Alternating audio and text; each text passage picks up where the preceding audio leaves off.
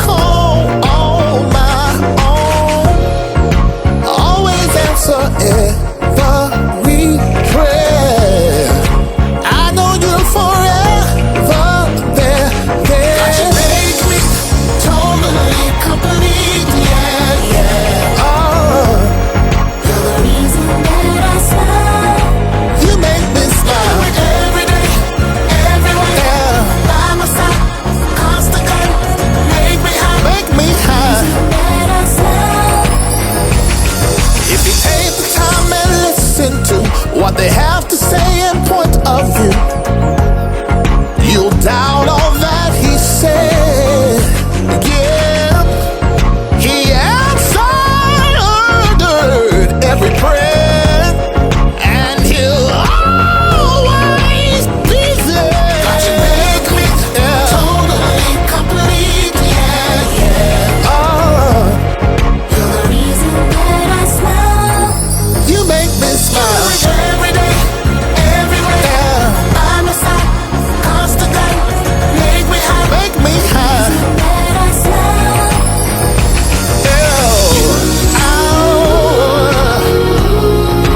Make me smile.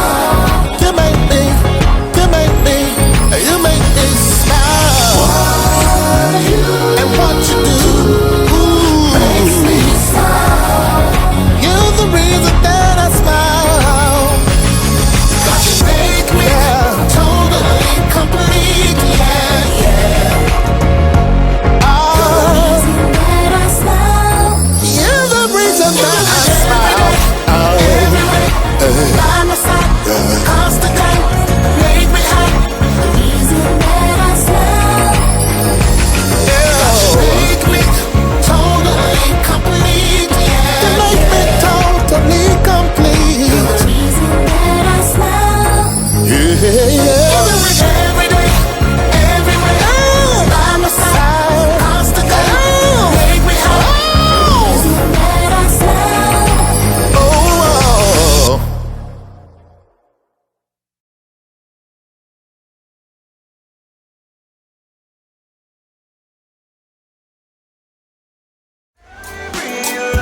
Ain't nowhere else I wanna be.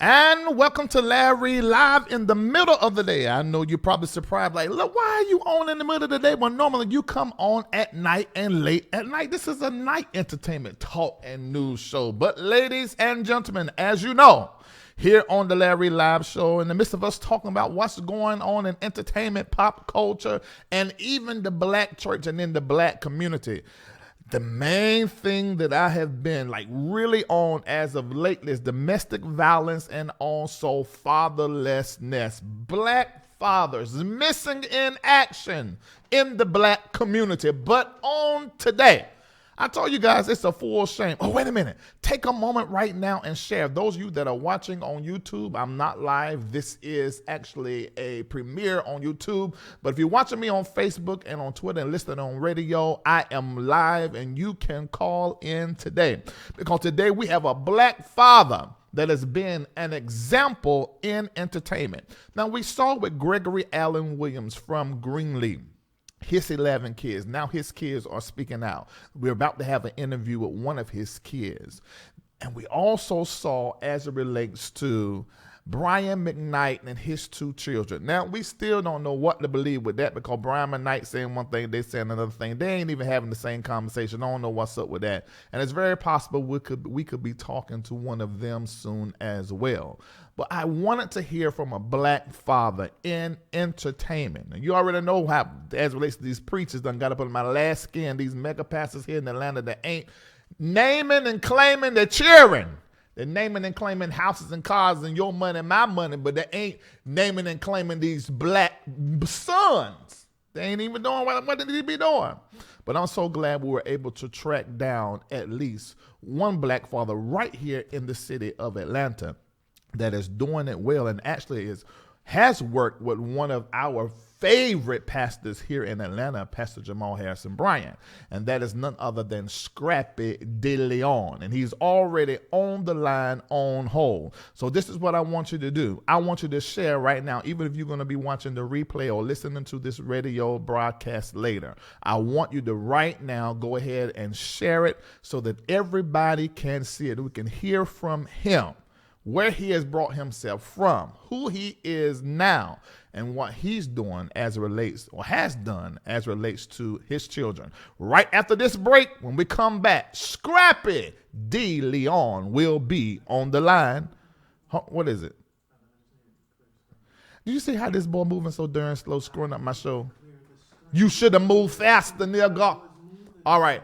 Well, let me get back to my introduction. When we come back, it's going to be none other than Scrappy Deleon.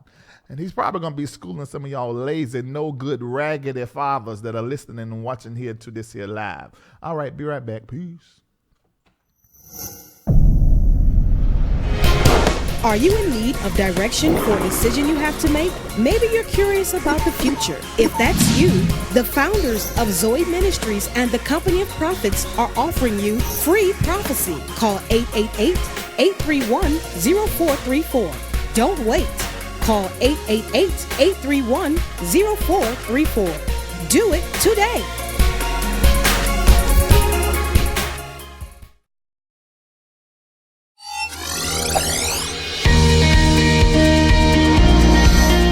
Want to become a wellness coach or holistic health counselor? Get certified with Dr. Womack. As a master herbalist with over 30 years of experience, your learning and your training will be extensive.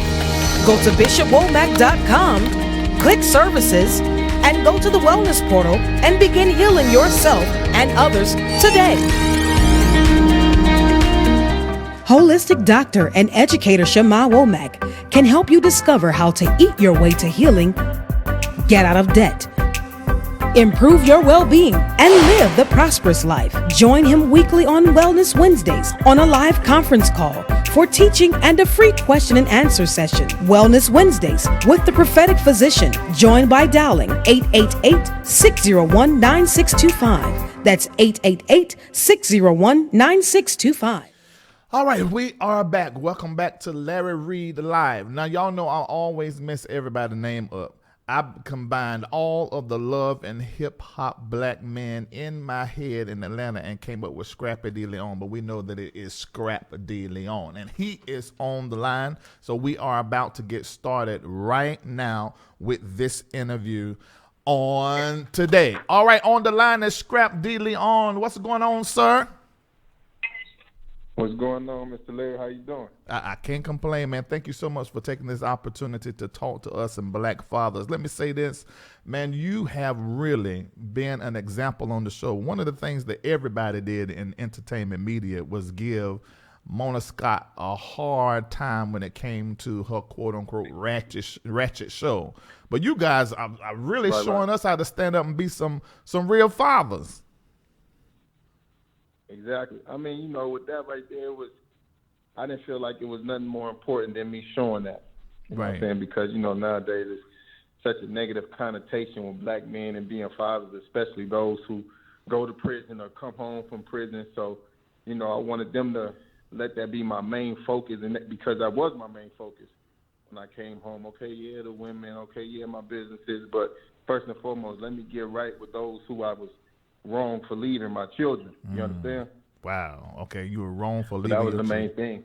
Okay, that's very interesting. We want to come back to that. But before we get to that, I want to talk about how you got into entertainment, because a lot of people may not know that you actually was a part of a rap group. So tell us about that, how you got into entertainment. Me and my brothers, God bless the dead, one is now deceased, but we were a rap group when we was about 13, 12 years old. So that's a long time ago. So we was actually signed to Electric Records as a group. Sylvia Rone signed us. She actually ended up getting fired when she was the president over there at Electra, and anybody who did not have a album out was dropped, and we fell up under that category. And so that's how I actually got introduced to the entertainment industry right there. So, so much has happened from now until then, and here I am now with the grace of God. I mean, for real, and man, you're doing it, and I think you're a wonderful and a great example, and really a something that we can look up to, especially in our community. One of the things we've been dealing with here on the show, and we've had some I would say some of your colleagues in Hollywood, Devon Franklin, Chrissy Metz, Ian Levanzant, to call into the show and talk to us about whatever was going on in our world. But one of the things that is going on in our world right now is the whole fatherlessness issue. I mean, little girls without their father, not in the home because they're in prison or because they just want to be there, or black young boys whose fathers are not there because they're in prison or they just don't want to be there. And one of the things that I focused in here on this show was some of the black pastors, even in our city of Atlanta, who are not taking care of their children. Right. What do you have to say about the effects on a black male not being in the home and the father not being there in the home with their children? I mean, first and foremost, the father figure is the pillar in the family. You know what I'm saying? That's the authority figure inside the household. The mother, she displays the compassion, the softness, the tenderness, and things of that nature. She just really shows the love from a different angle. But the father is the one who has that stern, if you give your son that look or your daughter that look, they know to get right. So when you remove that from the household, you are really taking away the authoritative figure in the house. And so it's like, my mother went to the feds when I was 15 years old. So when she left, I grew up without my pops. So it was just like, I'm really going to do whatever I want to do now. So it's very imperative that the father is present, because it's like, who are the young boys going to look up to if the father is not there? You understand? Then it turns to the local people in the street, the hustlers, whomever is doing whatever they are doing. They look up to them because pops is not around. And so it's like, like I tell my boys, I want to be the best example for them. I am your best friend. Y'all are my best friend. You understand? So let me ask you this. So it's just, I noticed when you got out of prison. Okay, first of all, I saw the response of your children when you went to prison and your family. Now, when you came out of prison, from what I understand, and you had to correct me if I'm wrong, I'm only going what's in the media, you have really made it your mission to get your children in your custody. Talk to us about that. I mean, I felt like it was basically my obligation, because I grew up without my pops. And I know if I would have had my pops, I can't predict the future and can't, just say what would have happened, but I know things would have been a lot different. And so when I went to prison, I felt like I have abandoned my children, regardless of whatever I was doing to take care of my family. Yes, that's what I was doing, but I'm not upholding my end of the bargain. So when I came home, I made it my duty to get back right with them before I got back right with anybody, because, when you have children, you have signed a contract for a lifetime. And it's crazy we having this discussion, because my youngest son is 3. He'll be 4 in 2 weeks, and he just asked me, we were just having a conversation. He was like, Daddy, remember when you left us, when you went to jail and we didn't have a daddy, we didn't have a daddy anymore? And it's like, how do I correct that? Because to them, it was like I wasn't there. I had left them and they didn't have a daddy.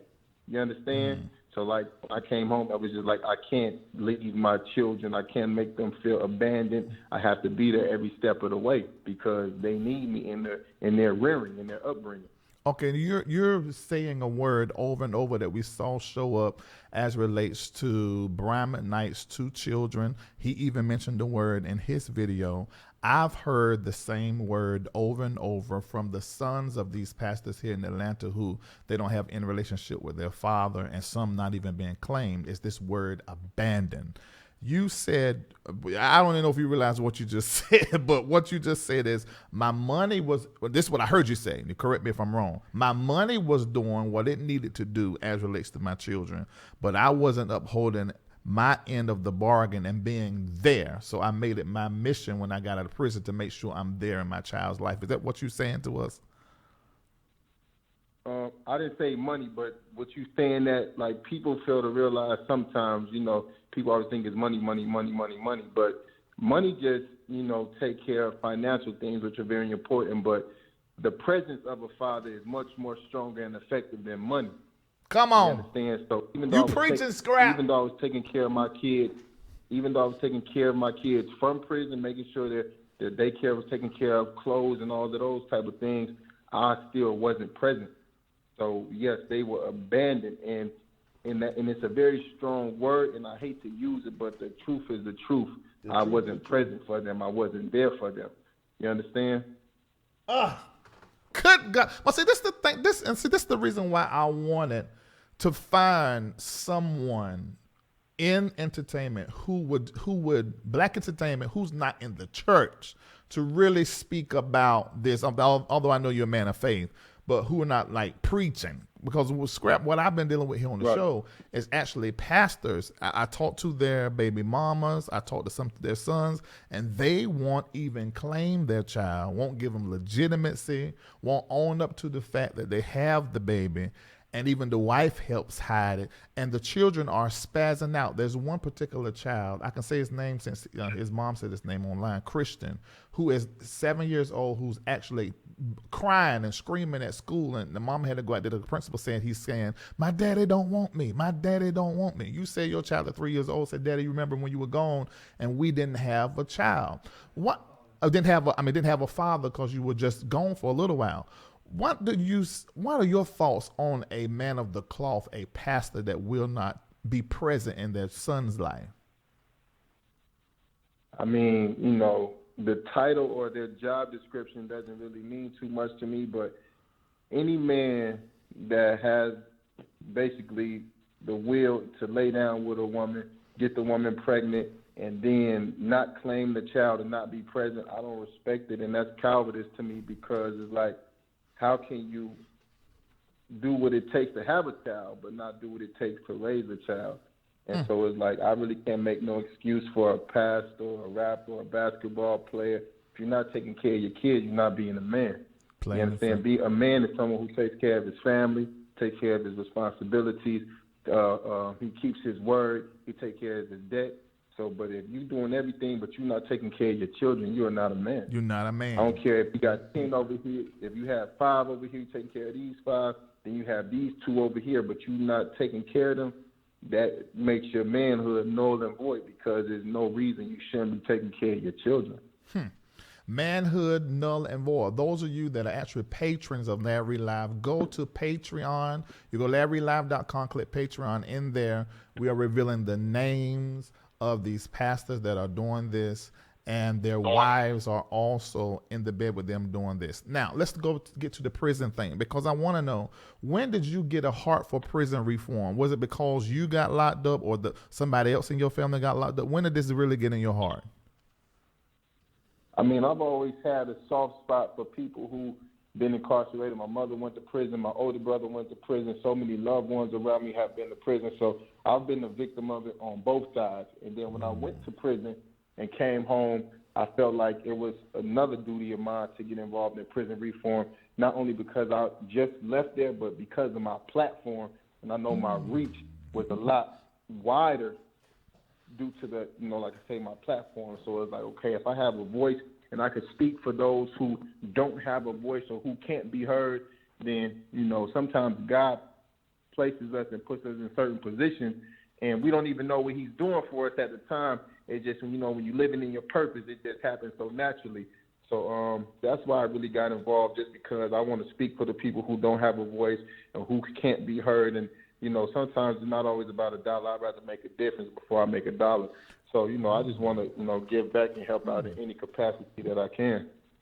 Rather make a difference than make $1. Now, I want to also hear your thoughts, since we're talking about prison and reform. Now, everybody talked about, and they're seeing a picture of it now, talked about the Central Park 5. It's on Netflix. Oprah interviewed them, and these guys served time, and they were not even responsible. Also, there is guilty. There's also the case of the guy serving 11 consecutive life sentences. I think his last name is Rayford. I can't remember his first name, but he went in there around 15 years old, and Dupree as well, because there was a shooting at a party, and then the cops basically just put it on them. They're serving 11 life sentences. Now, did you meet anybody in prison that was serving that was not guilty? I mean, in prison, you're going to come across a lot of people who say that they're innocent, you understand? So it really just takes to have discernment and listen to their stories. But I definitely ran across a lot of people who said they didn't commit the crime that they were accused of committing, or, they did something and got charged with something else. So, yes, I definitely met a lot of those individuals. Definitely. It is definitely a lot of innocent people in prison. What is the repair to that? I mean, I know they give these people millions of dollars, but is there any repair? Like yourself, you were in there, like 2 years? I was 3.5. 3.5 years. Oh, wow, 3.5 years. What is there anything that anybody can do to give back that time? Time is very valuable and very precious, and money does not compensate for time lost. Just like I said, I was gone, and all the toys that I sent to my children and all the things that does not make up and compensate for the time that I missed out on. So if I'm gone for 10 years for a crime I didn't commit, and then you give me however much money, I'm rich now, but all the things that I could have accomplished, all the things that I missed out on in them 10 years, I'm not sure if any of them had children or wives or anything of that nature, but you missed out on 10 years of your child's life and loved ones that you possibly have lost in that duration. So, no, money does not compensate for that. It does not make up for it. It makes things a tad bit better, but we talking about 10, 15, 20 years is no comparison. The dollar amount can't add up to that. And I think it's sort of parallel with the statement that you made as far as money being given to kids, but the father's presence not being there. The dollar can never make up for the dad. The funding can never replace the father. The father just absolutely has to be there. Now, as relates to your children, tell us the situation now, as much as you can explain. I know you can't reveal what's going on the show or maybe in the storyline coming up, but I have heard that you, coming out of prison, now you're getting 1 or 2 children. What's going on now? I have both. Literally, I got both of my kids right now. I took them to the doctor. We had the dentist appointment today and the doctor's appointment for the other one. They in the room playing right now as we speak. So I don't have full custody of neither one of my children, but my oldest son lives with me. Like, he lives with me 6 days out the week, 5 days out the week, and he go to his mom's house on the weekend. And then my youngest son, he's with me 3 to 4 days out the week. And I have an understanding with their mothers, and we have a really good relationship. And we didn't want to involve the courts or the people in our business, because we could sit down like adults and, raise our children, because those people can't tell us how to raise our children and divide our time, especially when 2 people could sit down and be cordial. We laid down together, so why can't we sit down and talk like adults? Yeah. When it comes to the children. Yeah, let me ask you a question, Scrap, and I know you got to go. Are you open to taking 5 or 6 callers if they want to ask you a question? Oh, yeah, most definitely. I don't have a problem. Okay, well, let me ask you this last question, and then we're going to open up the lines. Put the number down there. The number to call is 646-787-8174.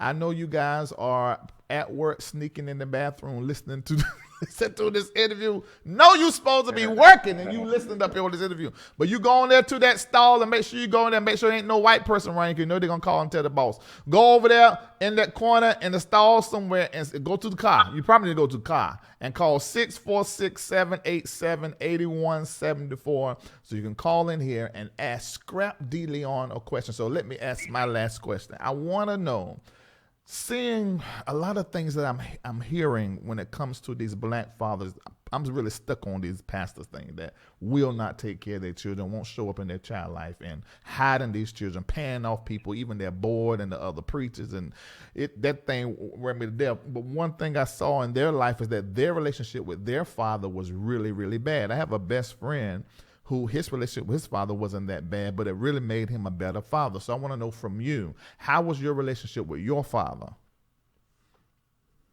I just actually met my biological father for the first time in 30 years. So we don't have a relationship at all. Wow. And that's the truth of the matter. And it's just like, it's really relative. Like, I was told a story one time where you have two twin brothers and their father was an alcoholic and a drunk, and he used to beat their mom. Okay, one of the twin brothers chose to do the same thing, grow up, beat his girlfriend, and was an alcoholic. Then the other brother, he chose to do something completely different. He made some of himself.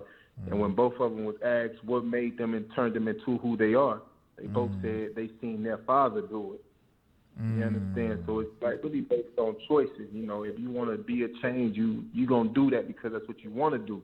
And I feel like I credit me being such a great dad to my father not being there and knowing what I wanted to do for my children and be the father that I didn't have. So I guess it's just really a matter of what lens you use, how you view the situation. And so one person will look at it. It has to be a half full. Yeah, I mean, one person look at it and be like, okay, then if I didn't get this, then I need to give this. Or one person look at it, I didn't get it, so I ain't giving it to nobody else or whatever. Exactly. Very interesting to me, because one thing that I'm a father, I have 2 daughters, and my dad had 4 of us. And one of the things I asked them, I went there from North Carolina. There's a barbecue place in North Carolina. I went down there and I said, Dad, we were standing in the back of the line. I said, Dad, why did you work 20-something years to this, what I would call a dead-end job, this factory job all the time, going back and forward? And my daddy said, the reason why I did it was because of y'all, my children. Man, that thing came up in my throat. I was sitting there, I said, no, I ain't going to say lose my man card, but this man done said this to me and just told me all the way up, because the only reason he didn't say it was mama, and they got a great relationship, but he said it was because of my children. I wanted to make sure that I was taking care of you guys. Is that your motivation as well? Most definitely. That is most definitely it.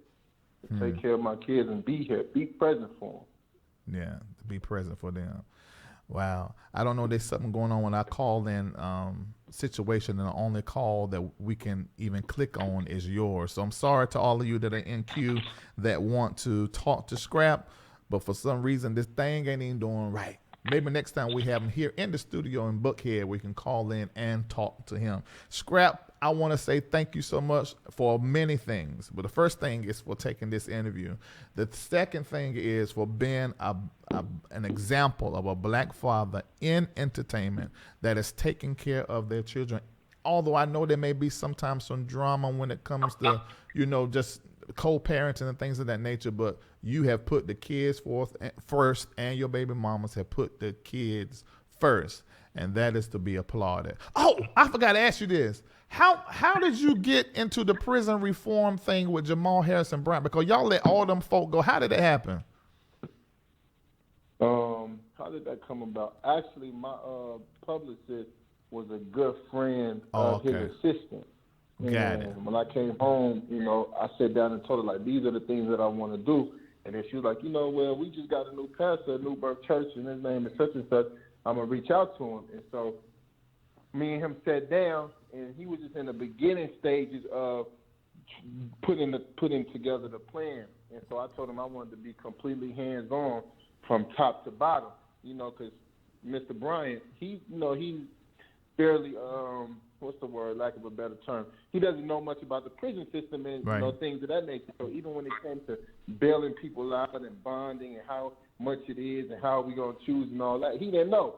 And, we sat down in this meeting, and it's almost like, due to my experience, unfortunately, I could tell him, when you do this and do that, you call this, and bam, bam, bam, bam. So I almost sounded like a professor at Harvard when it came to the judicial system on that side. So he's like, okay, yeah, you're our guy. Scrap, I'm gonna say this. I really think, and this is no dig to the show because we love the hip hop show, but I hope you do more things, because to me, as a person, you're much bigger than the show, and you're very vital to our community. Right. Because this whole fatherlessness thing, I would love to create something surrounding fatherlessness to keep this conversation going. I actually have a live show in October. I might hit you up about that. That's here in Atlanta. But something surround fatherlessness, because you right now on this show, man, you're a better example of what it is to be a father than these preachers in our very own city. And that's a darn shame. It's a darn shame. I mean, anything I can do to help, inspire, motivate, I'm all for it. I'm all for my people. And I'm 100% when it comes to motivating the black fathers, or just even acknowledging the black father, because so many don't get acknowledgement, and there's always a negative connotation. But, you know, I'm a phone call away. You got my contact. Got you. And, you know, just hit my line, and I'm all for it. All right, man. Yeah, I'll text you about it. All right, I'll chat to you later. Thank you so much for doing this show, man. And I appreciate y'all taking the time and even considering me, and all the great compliments you gave me. I appreciate it. God bless, and peace, love, and blessings. All right, take care. All right, you guys, you have heard from Scapp Deleon. Share this video. This is what I want somebody to do. Hold on, I got to be careful. I can't say that. I can't say that because then they'll say there's cyberbullying. Everybody trying to find a way to sue me. If y'all love me out there, want to give me a few $1,000s to help me pay my lawyer bills, go right on ahead to the mbnnetwork.org, because these preachers, they hate me because I keep highlighting that they terrible fathers. And I don't know how in the world can you be a spiritual father and not take care of your regular children. Willie Smitty and Lamone, and his name. We got to start making a list of deadbeat daddy pastors. Deadbeat daddy pastors, you gonna burn in hell. Oh, deadbeat daddy pastors, oh, you gonna burn in hell. Oh, deadbeat daddy pastors, you gonna burn in hell. In hell, in hell, in hell. Ow! Boy, they always a new song. Come up on this show. Oh, it's so ratchet, but it's so good. La, la, la, Jesus. All right, I talk to y'all. Deadbeat daddy pastor, you gonna burn in hell. Y'all send this to Will and Smitty. Just take a clip. Deadbeat daddy pastor. That's the same. Scrap got more integrity and character. He ain't behind no pulpit. How come I sound casting out demons and all that kind of going on and singing praise is what I used to do. Deadbeat daddy pastors, you gonna burn in hell. Whoa, deadbeat daddy pastors, you gonna burn in hell. Oh, deadbeat daddy pastor, you gonna burn in hell. Hell, in hell, in hell. Hallelujah. I'm glad he's gonna burn up. I hope God send you there with gasoline drawers, flammable socks, and an easy to get burning t-shirt. Do it, Lord, do it. All right. Anyway, I'm gonna let y'all go. I'm gonna talk to you later, and you make sure you get your tickets for the live show, because you don't know who from the church or outside the church might be sitting beside me for a segment right here in the good old A. Goodbye. See ya.